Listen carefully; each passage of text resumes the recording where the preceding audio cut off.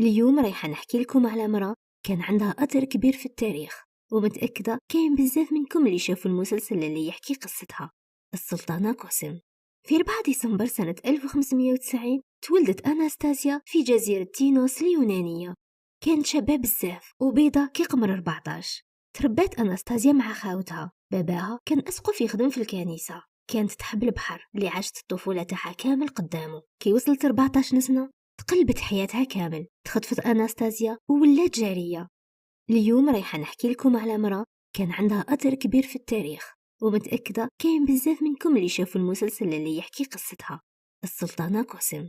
في 4 ديسمبر سنة 1590 تولدت أناستازيا في جزيرة تينوس اليونانية. كانت شابة بزاف وبيضة كي قمر 14.